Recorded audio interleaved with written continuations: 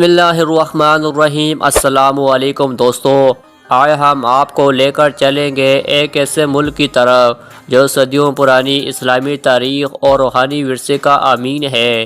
یہاں کے لوگ زیادہ امیر تو نہیں، لیکن خوش اخلاق، مہمان نواز اور دل کے امیر ہیں۔ اسی وجہ سے اسے اولیاء کرام کی سرزمین کہا جاتا ہے۔ جی ہاں، آج ہم بات کریں گے ازبکستان کی۔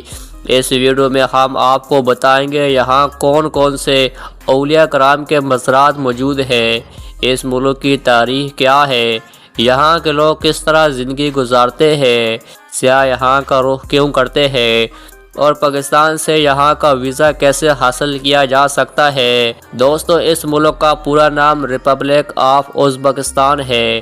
یہ وسطی ایشیا کا اہم ملک ہے جس کا رقبہ تقریباً 4,48,000 مربع کلومیٹر ہے اور آبادی 3.5 کروڑ کے قریب ہے۔ اس کے جنوب میں تاجکستان، مغرب میں ترکمانستان، شمال میں قازقستان اور مشرق میں قرغستان واقع ہے۔ یہ ایک لینڈ لاک ملک ہے، یعنی اس کی کوئی سمندری سرحد نہیں۔ یہی وہ خطہ ہے جہاں سے اسلام کا پیغام پھیلا، جہاں بڑے بڑے علماء پیدا ہوئے اور جہاں سے امیر تیمور جیسے فاتح دنیا کے نقشے پر ابھرا۔ یہاں کے لوگ سادہ مگر خوش اخلاق ہیں، قناعت اور سکون ان کی زندگی کا حصہ ہے۔ بازاروں اور پرانی گلیوں میں چلے تو ایسا لگتا ہے جیسے اب صدیوں پرانی تاریخ زندہ ہو۔ سکون اتنا ہے بڑے شہروں میں بھی پولیس یا سیکورٹی کم نظر آتی ہے۔ لوگ ایمانداری اور قانون پسندی میں نمایاں ہیں۔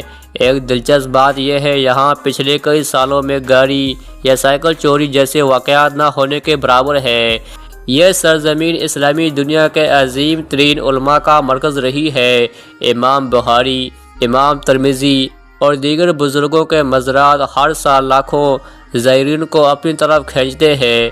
یہاں حضرت عثمان رضی اللہ تعالی عنہ کے دور کا نایاب قرآن پاک بھی محفوظ ہے جو دنیا بھر میں شہرت رکھتا ہے۔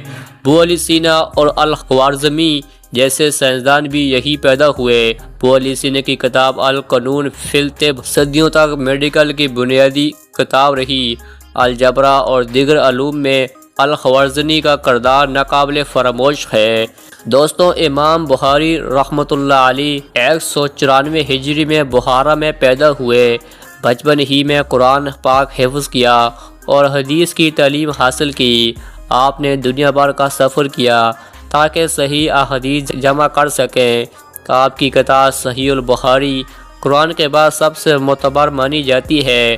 256 ہجری میں آپ کا وصال ہوا اور آج بھی آپ کا مزار ہزاروں عقیدت مندوں کا مرکز ہے۔ ازبک لوگ کھانے پینے کو شوقین ہے۔ سب سے مشہور ڈش ازبک پلاؤ ہے جو دنیا بھر میں پسند کیا جاتا ہے۔ یہاں چائے پینے کا رواج عام ہے۔ ریسٹورانٹ معیاری اور مناسب قیمتوں کے ہوتے ہیں۔ لوگ شکریہ ادا کرنے کے لیے رحمت کہتے ہیں اور سینے پر ہاتھ رکھتے ہیں۔ یہ انداز دیکھنے والوں کو دل چھو لیتا ہے۔ دوستو، یہاں کی کرنسی سوم کہلاتی ہے۔ ایک پاکستانی روپیہ تقریباً 44 سوم کے برابر ہے۔ دلچسپ بات یہ ہے آزادی کے بعد سب سے پہلے پاکستان نے ازبکستان کو تسلیم کیا۔ اسی محبت کی علامت کے طور پر انہوں نے اپنا ٹائم زون بھی پاکستان کے مطابق رکھا۔ دوستو، یہ خطہ صدیوں تک تجارتی راستوں کا مرکز رہا۔ 7ویں صدی میں عرب مہاجرین نے یہاں اسلام پھیلایا۔ بعد میں چنگیز خان نے تباہی مچائی مگر ترقی کا سلسلہ رکا نہیں۔ 1336 میں یہاں امیر تیمور پیدا ہوئے۔ وہ دنیا کے بڑے فاتحین میں شمار ہوتے ہیں۔ انہوں نے وسطی ایشیا میں ایک مضبوط سلطنت قائم کی تھی۔ 1398 میں دہلی فتح کی اور 1405 میں ان کا انتقال ہوا۔ آج بھی ان کا نام تاریخ روشن باب میں درج ہے۔ پاکستان سے ازبکستان کا سفر آسان ہے۔ صرف پاسپورٹ، ٹکٹ اور انویٹیشن لیٹر کی ضرورت ہوتی ہے۔ اسلام آباد میں ازبکستان کا سفارت خانہ موجود ہے جہاں سے یہاں 1 یا 2 دن میں ویزا مل جاتا ہے۔ اسلام آباد سے تاشکند کی فلائٹ صرف 2 گھنٹے میں پہنچتی ہے۔ ازبکستان واقعی ایک انمول ملک ہے۔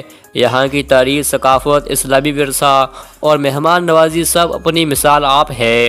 اگر آپ کو کبھی موقع ملے تو ضرور اس ملک کا سفر کریں۔ یہ تھی آج کی معلوماتی ڈاکومنٹری۔ امید ہے آپ کو پسند آئی ہوگی۔ اپنی رائے کمنٹ میں ضرور دیں اور نئے دوستوں سے گزارش ہے ہمارے چینل کو ضرور سبسکرائب کریں۔ ملتے ہیں اگلی ویڈیو میں، تب تک کے لیے اللہ حافظ۔